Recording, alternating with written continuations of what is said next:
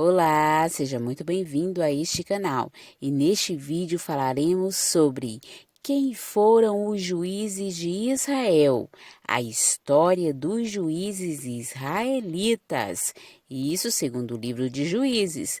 Já deixa o seu like e se inscreva neste canal. Vem comigo. Antes de existirem os reis sobre Israel, o povo era governado por líderes, escolhidos por Deus. O primeiro grande líder foi Moisés, que tirou os israelitas do Egito, que foi sucedido por Josué, que liderou a conquista de Canaã. Após sua instalação na Terra Prometida, os israelitas viveram alguns séculos de instabilidade. Por várias vezes eles se desviaram de Deus e se entregaram à idolatria e a outros pecados. Sempre que isso acontecia, outros povos vinham e oprimiam os israelitas. Mas quando eles se voltavam para Deus e se arrependiam, Deus levantava um juiz que os levava à vitória contra os seus inimigos. A vitória era seguida por um tempo de paz, até os israelitas se desviarem outra vez. Essa época é o tema do livro de Juízes. O texto bíblico diz: E levantou o Senhor juízes, que os livraram da mão dos que os despojaram. Os juízes serviam como líderes políticos, militares e espirituais do povo de Israel. Na época dos juízes, os israelitas estavam organizados por tribos e não havia um governo central organizado. Eles eram líderes temporários que uniam as tribos contra inimigos em comum. Os juízes permaneciam em suas funções até morrerem, e, diferente dos reis, eles não estabeleceram um governo hereditário em Israel. Uma lista com os juízes de Israel geralmente sofre algumas discussões. Alguns consideram apenas a lista dos juízes presente no livro de Juízes, com Sansão sendo o último deles. Outros também incluem Eli e Samuel na lista oficial dos juízes de Israel. Obviamente, Eli e Samuel lideraram e julgaram Israel antes da instituição da monarquia, apesar de não serem citados no livro dos juízes. E neste vídeo falaremos sobre os 12 juízes escolhidos por Deus, citados neste livro. Assim, os juízes de Israel foram Otiniel.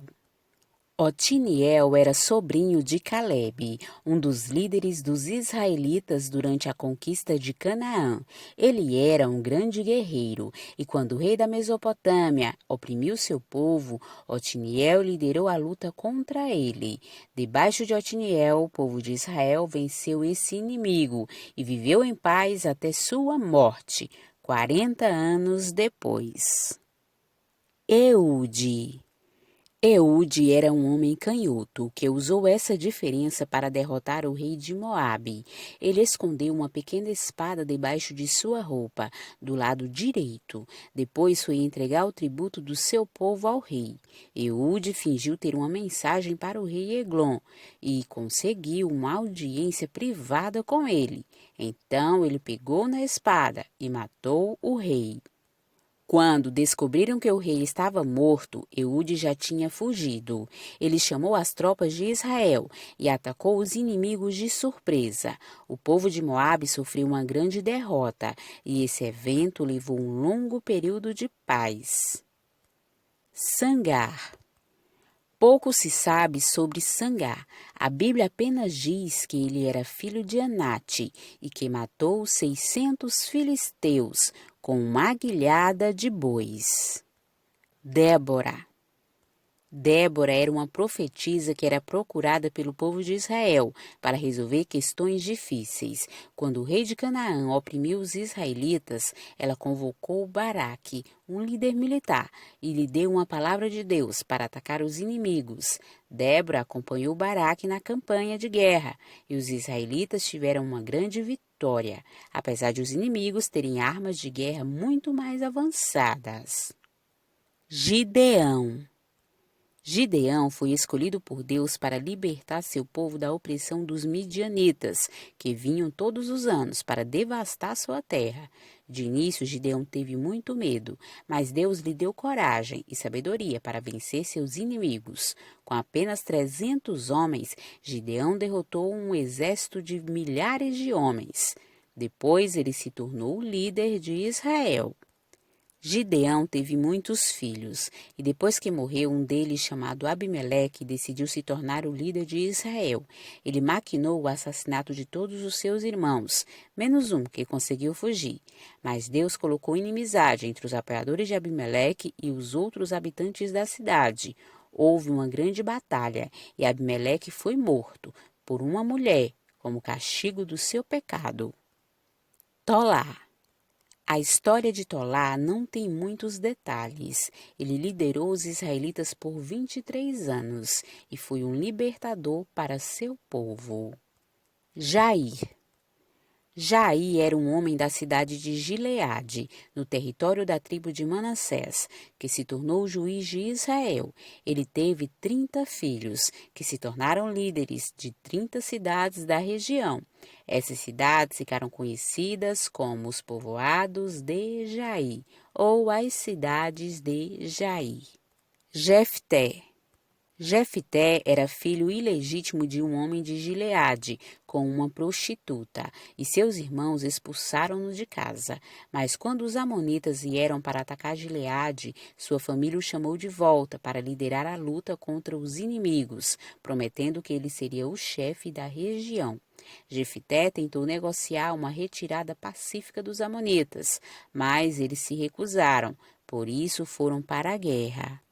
Antes de começar a luta, Jefté prometeu a Deus que, se vencesse a batalha, a primeira coisa que saísse ao seu encontro de sua casa seria oferecida em sacrifício. A guerra resultou em uma grande vitória para os israelitas, mas quando Jefté voltou para casa, sua única filha foi a primeira pessoa a sair em seu encontro. Jefté ficou muito triste, mas cumpriu seu voto. Depois disso, ele se desentendeu com a tribo de Efraim, entrando em guerra com seus compatriotas e matando muitos deles. Ibzan. Ibzan era de Belém e foi um líder de Israel durante 7 anos. Ele teve 30 filhos e 30 filhas. Elon. Elon foi juiz de Israel por 10 anos. Quando morreu, foi sepultado em Aijalon, na região de Zebulon. Abdon. Abdon era de um lugar chamado Piratom, na região de Efraim, e foi juiz de Israel por 8 anos. Ele teve 40 filhos e 30 netos. Sansão. Sansão ficou conhecido por sua força sobrenatural. Como parte de sua consagração a Deus, seu cabelo nunca foi cortado e ele conseguia matar um leão com suas próprias mãos, roubar os portões de uma cidade e até partir cordas que o amarravam. Sansão teve muitas lutas com os filisteus, que oprimiam os israelitas, e matou muitos deles. Mas Sansão também era impulsivo e tinha pouco domínio próprio. Ele se envolveu com uma mulher chamada Dalila, que o convenceu a contar-lhe o segredo de sua força.